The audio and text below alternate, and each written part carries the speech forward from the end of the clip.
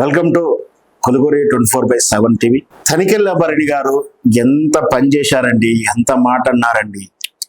అన్న ఇది మీ వ్యక్తిగత అభిప్రాయమే కావచ్చు, మీ అనుభవమే కావచ్చు, కానీ ఇంత మాట అనాల.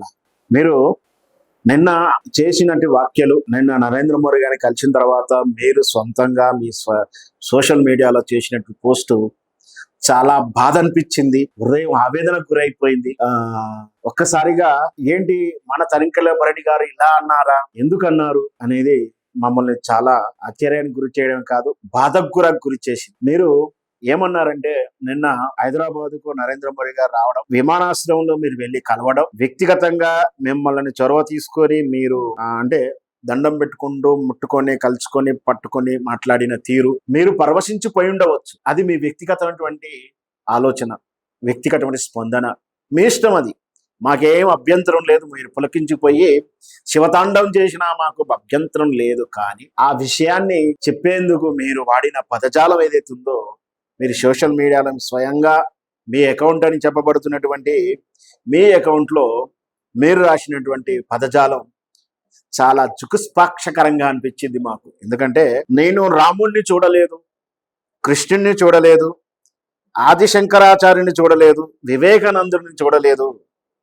అంటే చూడలేదు కానీ వాళ్ళందరి అంశంతో ఉన్న మోడీ గారిని చూశాను, ముట్టుకున్నాను, చేతిని ముద్దు పెట్టుకున్నాను, నా జన్మ ధన్యమైంది. మీరు మోడీ గారిని ముట్టుకోండి, ముద్దు పెట్టుకోండి, నాక్కోండి, చీక్కోండి, మాకు అభ్యంతరం లేదు. మీ పులకింత అది. మీ జన్మ సార్థకం ఎలా అవుతుందో అది మీ ఇష్టం. శివుణ్ణి పూజించి శివదార్యంలోనే తమేకమై జీవితాలని కైవల్యంలో చెందినటువంటి భక్త మార్కొండే చాలా మంది ఉన్నారు. ఇట్లా భక్త కన్నప్పలు, వాళ్ళు చూడని శివైక్యము, వాళ్ళు చూడని వాళ్ళు గని కాంచని దైవత్వము, వాళ్ళు కాంచని జన్మ సాఫల్యము మీరు ఈ మోడీ రూపంలో చూసుకున్నారేమో, అది మీ వ్యక్తిగతం. కానీ మా రాముణ్ణి తీసుకెళ్లి ఆ మోడీకి తాకట్టు పెట్టడం ఏంటండి? ఆ కృష్ణుణ్ణి, జగత్తుకు రక్షకుడైనటువంటి శ్రీకృష్ణుణ్ణి, చివరికి వివేకానందుణ్ణి, ఆ ఆదిశంకరాచార్యుని కూడా ఆయనలో కలిపారా? ఆయనతో సరిపోలుస్తారా? మీరెవరు ఆయనను తీసుకెళ్లి మోడీకి తాకట్టు పెట్టడానికి? మీకు గొప్పవాడే కావచ్చు, మీరు తన్మయించుకోండి. మీ ఇంటికి పిలుచుకొని నిన్న చంద్రబాబు నాయుడు గారు భోజనం పెట్టుకున్నాడుగా, అలా పెట్టుకోండి. కానీ మీరేంటి ఇలా రాముడితోటి కృష్ణునితోటి చూడలేదు అని? ఎందుకు చూడలేదండి? భక్తితో పరవశంతో పూజిస్తే రామదాసుకు సాక్షాత్కరించాడు అయోధ్య రాముడు. ఇంతెందుకు, అదే రాముడు, అదే తానీషాకు పరమతస్థుడైన ముస్లిం మతస్థుడైన రామునికి కదా సాక్షాత్కరించి రామటెంకలు ప్రసాదించినటువంటి నానుడి మనం చదివాము. ఓ తులసీదాసు, ఓ మీరాబాయి, ఓ అన్నమయ్య, అన్నమాచార్యుడు భక్తికి గేయాలకు పరవశించిపోయి అన్నమాచార్యునితోటే ఆటలాడుకున్నాడు, పాటలు పాడుకున్నాడు, అడిగడిగి మరి కావ్యాలు రాయించుకున్నాడు, గేయాలు రాయించుకున్నాడు కదా కలియుగ దైవం శ్రీ వెంకటేశ్వర స్వామి.